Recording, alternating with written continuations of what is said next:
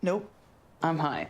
How about I wash off the grapes? Yes. Okay. You're already making good decisions when you're high. I want tacos. Will you drive? I'm a little toasty.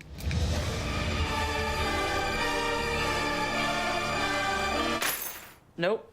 I'm high. Let's order in. Don't make an exception when it comes to driving. If you feel different, you drive different. See on page 4 that the projections need to be tornado next Thursday? Seriously? Thursday? Can't do that. This is really inconvenient. I have yoga that day. I have no time for this. So, I can't do Thursday, but I can do Friday. Disasters don't plan ahead. You can. Talk to your loved ones about how you're going to be ready in an emergency. Don't wait. Communicate. I want to eat apples and bananas. I need to eat apples and bananas. Why can't I eat apples and bananas? Support the Feeding America nationwide network of food banks to help provide meals to those in need. Join us at feedingamerica.org. Good evening and welcome to Eagle Eye News at 6. That's done a great job. Welcome to Eagle Eye News at 6. We are just having a great time here in Auburn, Alabama. The party is not over yet. Eagle Eye TV, Auburn's news leader.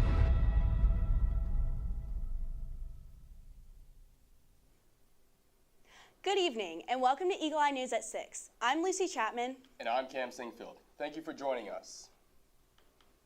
This morning, a series of 3 AU alert notifications were inadvertently sent out to students, falsely warning of 3 separate incidents. At 11:56 a.m., 3 text messages were sent out warning students of a hazardous materials spill, a tornado warning, and an active shooter on campus. Minutes later, 3 phone calls were sent to students warning of the same 3 incidents. However, the emails sent out by AU Alert were less clear. At 11:59, an email was sent warning of a tornado warning. 6 minutes later, an email was sent warning of a hazardous material release.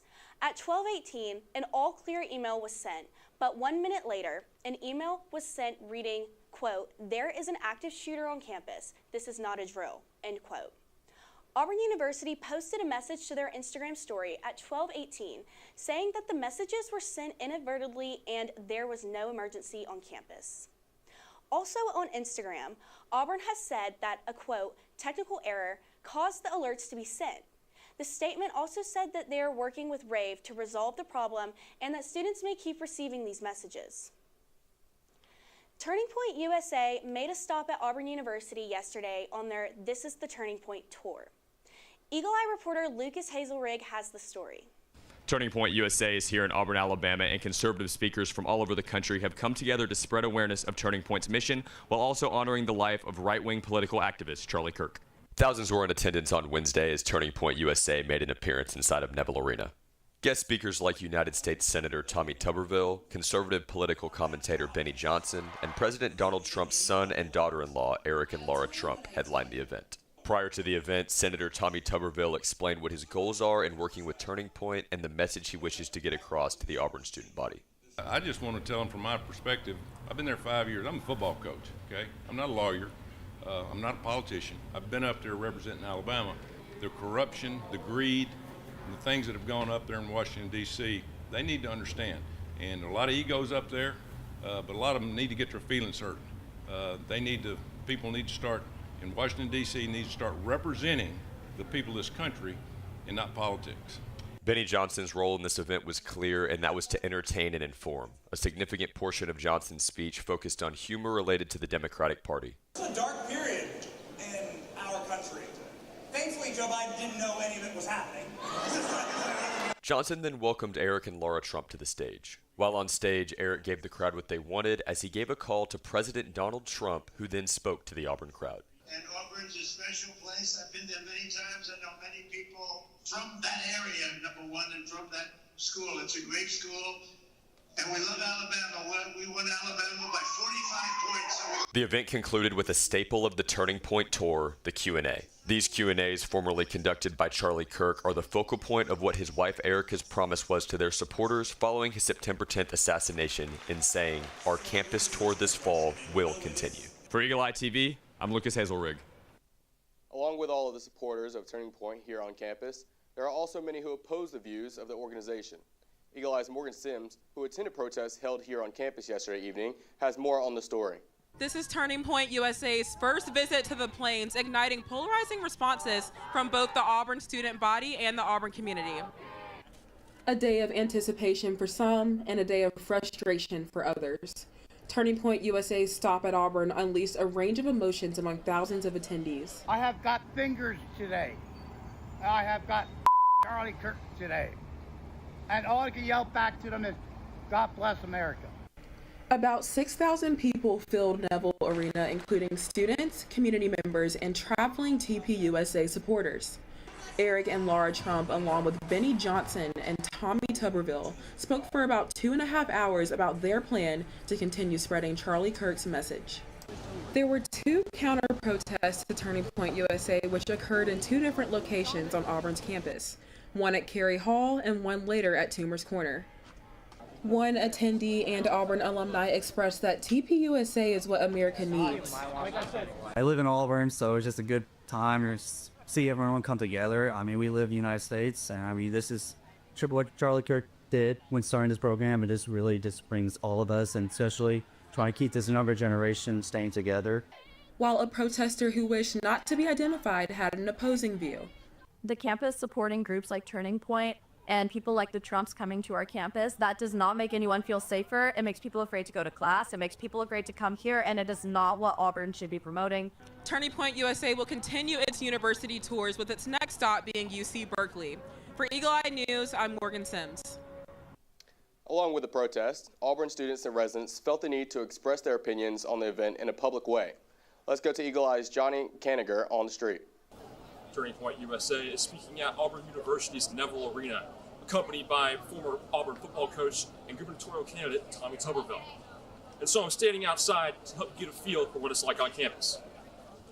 It was quite the sight to behold on Wednesday. Hundreds of students, as well as those affected particularly by the death of Charlie Kirk almost 2 months ago, showed out for the Turning Point event. With a capacity for over 9,000 students, the city of Auburn is anticipating just that many to show out. In fact, the line for the student-only line stretches for about a quarter mile. We spoke with several students about how they feel that their values align with those of Turning Point USA. Yeah, so the reason this is important to me and a lot of the other volunteers and students here is we just want to carry on the messages that Charlie Kirk left behind and started. Most importantly, I would say is first the Christian values that Charlie Kirk always put ahead of everything, and then obviously the America First values. That's something very important to me.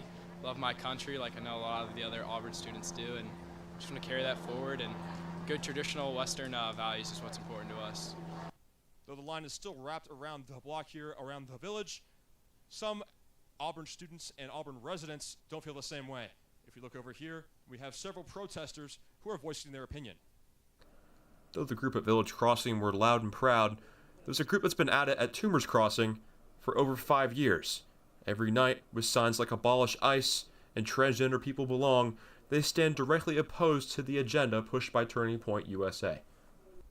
We had the opportunity to speak with one of the original protesters. We are Toomer Sit-In. We've been sitting out here every day for over 5 years now. Today is day 1,984 days of us being out here every day from 5 p.m. to 6 p.m. Rain, shine, snow, whatever. And we've been out here for that long to spread awareness about racism, reproductive rights, LGBTQIA+ rights, and among many things in our community. Eagle Eye will continue to cover the Alabama gubernatorial race. For Eagle Eye News at 6, I'm Johnny Kaniger. Thanks, Johnny, and a big thanks to all of our Eagle Eye team for the extensive coverage on yesterday's event. Auburn students put their dancing shoes on at UPC's fan favorite Just Dance Party last Wednesday. The free event was hosted by the University Program Council Pop-Up Committee. Students downloaded the Just Dance Now app to participate and get their groove on. In between dances, attendees indulged in free food catered by Fusaklis. We spoke to the Pop-Ups Committee Assistant Director of Operations, Jaden McMillian, to learn more about the highly anticipated event. My committee in particular is known for and recognized for hosting small niche events that cater to other interests, that's like other events that go on campus that may get overseen, people that maybe get overlooked. So we host things like video game tournaments. Tonight is honestly one of my favorite events that UPC throw in general. It's the Just Dance Party. So we host small events like this to bring students out that, you know, may not be very fond of having a fair on campus or having attending a concert. So we do things like this. And Just Dance Party, we have free food, free gameplay for everybody, free entertainment, and it's so much fun. And this is what we're doing tonight. And we have other events in the future. Maybe there'll be something like this, but I can tell you this will be an event that will return next semester as well. Maybe in the spring we'll bring out prizes, depending on how well this go tonight, hopefully. But as of right now, the winner is choosing the next song. I done it right before this one they just finished YMCA, but I did Man Eater. That's one of my maybe top 3, but if I had to give y'all my favorite Just Dance in general, it's Where Have You Been by Rihanna. Be sure to mark your calendars because the Just Dance Party is set to return in January. When we come back, you'll get an outlook on the weather from Kayla Dudinsky. You're watching Eagle Eye News at 6.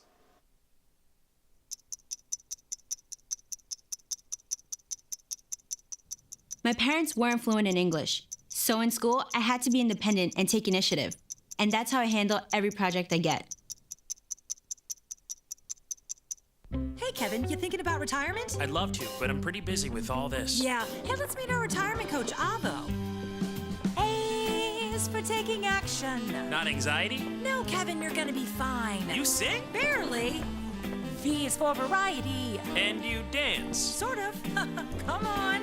O is for optimize your savings. Let Avo lead the way. Visit aceyourretirement.org today.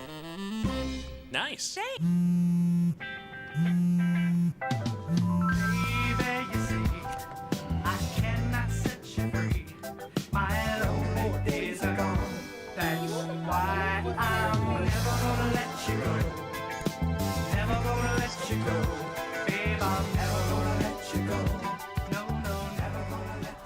Here you go.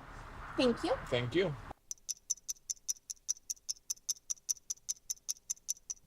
My parents weren't fluent in English, so in school, I had to be independent and take initiative.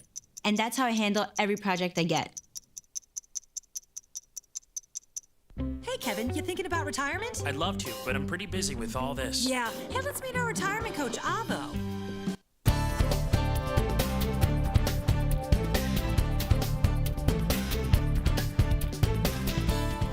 Welcome back to Eagle Eye News at 6. My name is Kayla Dudinsky, here with your weather outlook for this week on the Plains. Though the calendar says November, the weather this week has felt otherwise. The warm, sunny weather will continue into the weekend with tomorrow's high of 76 and low of 61. Despite a few more clouds, Saturday will feel similar with a high of 77 and a low of 59. Expect to hear some rain early Saturday morning between midnight and 4 a.m. On Sunday, we're seeing a potential for rain between 4 and 8 a.m., a high of 69, a low of 35, and cloudy skies during the day. With a cold front coming through Sunday night, it's time to bring out your winter coats. Monday's high is 47, with a staggering low of 27. Tuesday's high will be in the low 50s, and Wednesday's in the mid-60s. The temperatures will slowly rise back up to 70 by the end of the week, with sunny skies all around. And that's all for this week's Weather on the Plains. Don't go anywhere. Coming up, Lucy and Cam have your national news update over at the desk. I'm your weather anchor, Kayla Dudinsky, and you're watching Eagle Eye News at 6. Don't go anywhere. We need to go meet the guys. I'm lit. Can you drive? Pool party at Jesse's. Can you drive? Will you drive? I'm a little toasty.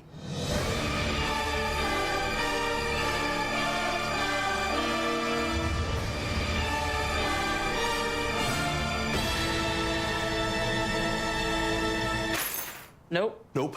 Nope, I'm high. But I can order us a ride. Friendly reminder, don't drive high. If you feel different, you drive different. Pool party at Jesse's. Can you drive? I'm toasted. Nope, I'm high. But I can order us a ride. Friendly reminder, don't drive high. If you feel different, you drive different. Or that the projections would be flood next Thursday? I can't do Thursday, but I can do Friday. Disasters don't plan ahead. You can. Talk to your loved ones about how you're going to be ready in an emergency.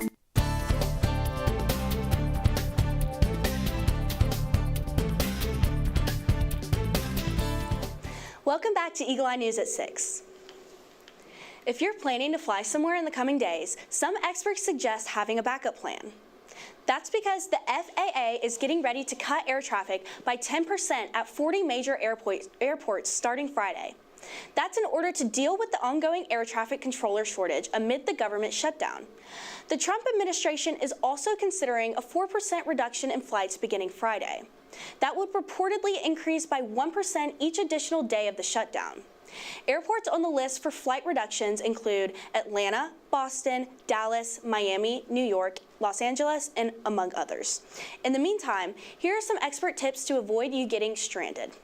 Go ahead and book a backup ticket on another carrier and try to avoid booking flights with layovers. It's also best to book directly with an airline instead of through a third-party website. Some major airlines such as Delta and United are allowing ticket changes without fees. All of this comes as air traffic controller shortages are delaying an increasing number of flights across the U.S. Controllers will miss their second full paycheck next week, and some are taking second jobs to make ends meet or calling in sick to protest. The death toll following the horrific UPS cargo plane crash in Louisville, Kentucky remains at 12 as of Thursday. But officials have warned that the number could rise as the investigation continues. The National Transportation Safety Board is now on site and recovered the plane's black boxes. Leigh Waldman is near the crash site in Louisville with the latest. The debris field is a half-mile long, a line of scorched earth now running through local businesses that stood near Louisville Muhammad Ali International Airport. The impact and intensity of the wreckage, of the charred wreckage, is unlike anything I've ever seen before. Graphic video shows the moment the MD-11 transport aircraft operated by UPS erupted into flames shortly after takeoff around the airport, leaving multiple people dead, likely including the 3 crew members who were on the flight, according to the mayor. Videos from the scene show flames in an auto recycling yard and semi-truck lot in an industrial area nearby. And right when she was FaceTiming me, a massive explosion occurred, and she said to me, the scrap office blew up, and it was like hell's fury. I mean, it was indescribable. People screaming, people running, people trying to help each other. Investigators for the National Transportation Safety Board said the plane's black boxes have been recovered and will be taken back to Washington, D.C. We feel comfortable once we get these to our lab in D.C. that we will be able to get a good readout of the applicable data, and that will be yet another point of information that will really help us understand what happened during this point of flight. The deadly crash occurred on the same day that Transportation Secretary Sean Duffy warned that the U.S. may have to close certain airspaces due to the government shutdown. Former House Speaker Nancy Pelosi has announced she will not seek re-election for another term in Congress. It would end her nearly 4 decades in Washington. In a Thursday video, the 85-year-old Congresswoman expressed gratitude and pride for her years representing her constituents in San Francisco. Pelosi was first elected to Congress in 1987. 20 years later, she made history when she became the first ever female House Speaker. She remains the only woman to have held the position. When we come back, you'll get a sports update with our very own Allie Laredo. You're watching Eagle Eye TV, Auburn's news leader. We'll be right back.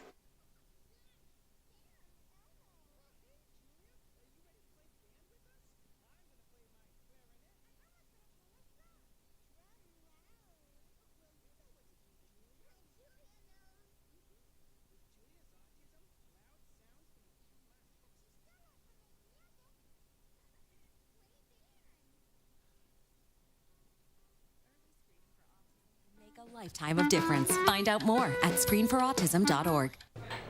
Put the keys down, Kevin. But I'm gonna drive home. There are several warning signs present that you shouldn't be driving. My text to emoji ratio has gotten a little out of hand. A little? Yep, I'm definitely gonna call a ride home. Yo, Scott. Hey. I'm heading out, man. You want to ride? No, I got my car, but I actually really need to go to the bathroom. Oh, you know what? I was just in there. The line is like 10 people long. You know, I think I'll just...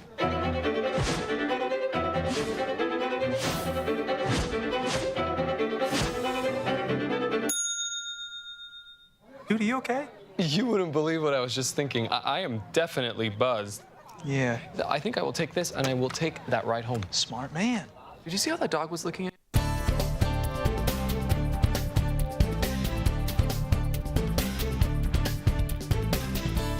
Welcome back to Eagle Eye News at 6. I'm Allie Laredo back with your Auburn Sports Update. Let's jump right on it.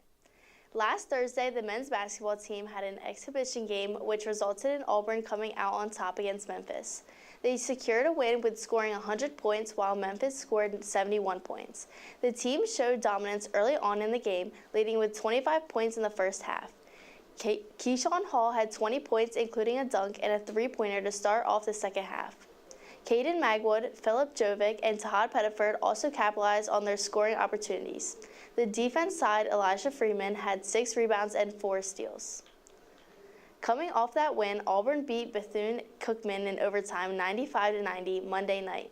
This victory marked Stephen Pearl's first win as head coach with the Tigers and the start of the Stephen Pearl era. It was a rocky start with the Tigers. In the first half, with missing out of 16 free throws, BCU's Arturo Morris had 20 points, 10 rebounds, and 3 free throws to force the overtime play. Going into overtime, BCU scored first, but that didn't stop the Tigers. Kevin Overton and Keyshawn Hall set the momentum with Overton's steal play into a bucket and Hall's free throws. Auburn outscored BCU 14-9 in overtime with a final score of 95-90. Go out and support the men's basketball team tonight at 7 in Neville Arena as they come take on Merrimack. Monday night, the women's basketball team also came out with a season opener overtime win in Charlotte, resulting in 71-58. This night also marked the start of the Larry Vicker era as the women's new head coach. Auburn's defense forced 27 turnovers, which converted into 22 points and held Charlotte scoreless for 4 minutes. Harrison Colby and Jemiah Harris scored the most points for the team with 19 each. Auburn opened overtime with a 14-0 lead. Auburn took advantage of Charlotte's 7 turnovers and transferred them into 9 points to having an end score of 71-58. Catch the Tigers play this Saturday before the football game for their home opener against Alabama State at 1 p.m. Auburn soccer closed out their season Sunday with a 3-2 loss to LSU in the SEC tournament. The Tigers fell short at 2-0 at half, but they had no effect on Dylan Driver with her goal to put them back in the game. LSU added one more goal to put them up 3-1, and then Shelby Sally closed out the game with one final goal for Auburn, putting the final score as 3-2. Head coach James Armstrong is proud of the team's fight and wishes his best to the seniors. For our last sport of the night, the Auburn football team lost to Kentucky 10-3, giving Kentucky its first SEC win of the season. Trying a new tactic, Auburn started Ashton Daniels as quarterback. He was only able to complete 13 out of 28 passes, which added up to 108 yards. He was switched out after throwing a game-ending interception with Jackson Arnold, who was sacked on the opening drive. The defense held strong as Xavier Atkins led with 8 tackles, Amiris Williams took Kentucky's quarterback down with a sack, and the line as a whole kept Kentucky to 240 yards all game. Along with a disappointing loss, Auburn made the decision to say goodbye to head coach Hugh Freeze and welcomed in DJ Durkin as the new temporary head coach. You can watch the Tigers this Saturday at 3 p.m. as they travel for their last away game of the season against Vanderbilt. That's all I have for you tonight. When we come back, you'll get a business consumer update from Lucy and Cam at the desk. You're watching Eagle Eye News at 6, and we'll be right back.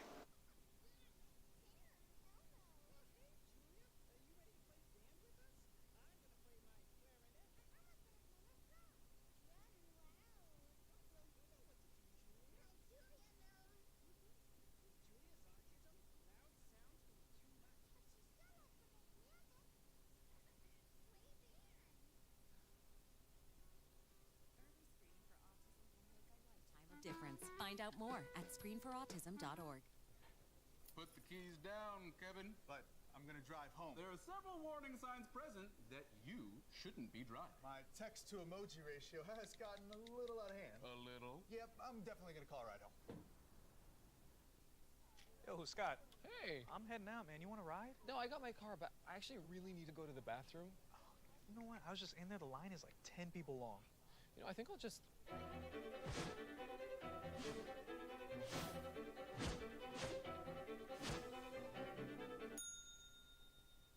Dude, are you okay? You wouldn't believe what I was just thinking. I am definitely buzzed. Yeah. I think I will take this, and I will take that ride home. Smart man. Did you see how that dog was looking at me?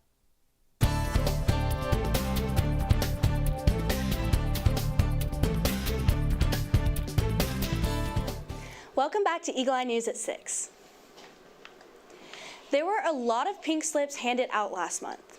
The number of U.S. layoffs announced in October rocketed upward by more than 53,000. The report from employer outplacement services company Challenger, Gray and Christmas finds that an increase of 175% from October of last year. It's also the biggest jump in that month in more than 2 decades. The company notes what it says is, quote, disruptive technology, notably artificial intelligence, that's changing the employment landscape. Jobs reports like this one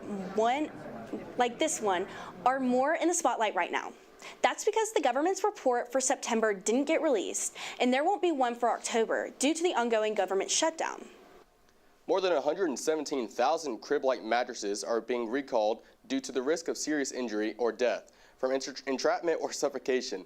The recall covers crib-like aftermarket play yard and non-full-size crib mattresses. The Consumer Product Safety Commission says the aftermarket mattresses violate the mandatory standard for crib mattresses. They may not adequately fit certain play yards or non-full-size cribs, creating a deadly entrapment hazard. If fits can suffocate in the gaps between an undersized mattress or extra padding and sidewalls of a product. The non-full-size crib mattress also does not meet the mandatory standard for mattress set flammability. They were sold on Amazon from May 2023 through September 2025. No injuries have been reported. Consumers should stop using and destroy the mattresses. Take a photo and contact Crib-Like for a full refund. Who doesn't love fall pumpkin carving? The American Institute of Architecture students hosted a community-wide pumpkin carving event over the weekend. Allison Thomas has more. The American Institute of Architecture students is getting into the Halloween spirit this weekend at the 37th Annual Pumpkin Carve. Starting at 9 a.m., students, faculty, and community members are invited to carve pumpkins. Throughout the day, guests can listen to Weagle radio hosts and see Obby around the event. There are also biddings on faculty-drawn napkin sketches, raffles for goodies provided by local businesses, t-shirts for sale, and a chance to pie some Auburn professors. One Auburn student shares why he keeps coming back every year. I'm able to bring friends, like I brought my roommates today, that aren't even in architecture, and I get to see what they like to do, what they like to draw and, do something creative, so it's a really fun time. The event takes multiple months to plan, but the end result makes it worth it for the community and the Auburn students. We really bring people together. This year we had the choir stop by and sing Alma Mater for us, and it was just great. They were all around the courtyard just singing. And so it brings the CADC students together really well because of those organizations I mentioned, and everyone's just carving together and having a great time, getting messy. But it also, we get to just say hey to a bunch of people that aren't architecture. They get to see what's going on and are interested, because you don't see a pumpkin carving contest on campus every day. Later tonight, judges will announce the winners of the pumpkin carving contest, as well as the napkin sketch bids and raffle baskets. For more information on this year's tricks and treats, you can visit the official Pumpkin Carve website. For Eagle Eye News, I'm Allison Thomas. To find more community events like this, visit the AU Involve page to find various events on campus. We're out of time, but for more Auburn news, head over to our website, eagleeyeauburn.com, and check out our social media pages. I'm Lucy Chapman. And I'm Cam Singfield. Thank you so much for watching, and we're Eagle. Yeah! Sam, Elmo! Oh, hey, Julia. You ready to play band with us? I'm gonna play my clarinet. And Elmo's gonna play his drum. Drum loud. Oh, well, you know what to do, Julia. Julia knows. With Julia's